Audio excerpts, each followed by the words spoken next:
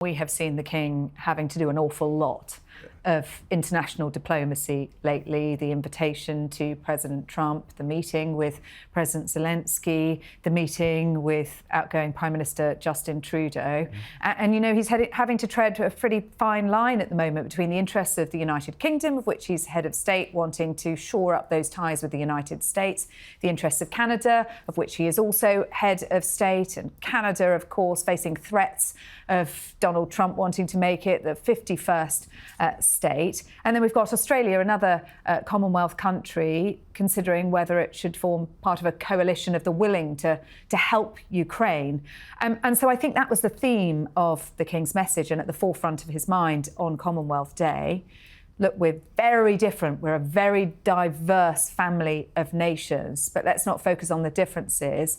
Let's focus on the strength that comes from those ties and that friendship, particularly in these turbulent times. And he spent a lot of time with President Zelensky, and I would have loved to know what they talked about, but I know the King would have been totally on his side. You know, that would be, because he's an amazing man, the King, and as you say, Trudeau.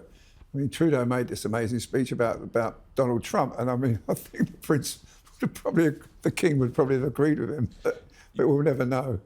I think the King, I mean, Zelensky and Trudeau, I think it was a masterstroke, and you know, letting everybody know that this country supports these people. But one that apparently irritated Donald Trump, who was feeling a little less special about his invitation after seeing the photographs of President Zelensky at Sandringham, kind of like that sort of jealous child in the playground, not wanting his mate to play with anyone else. Yeah.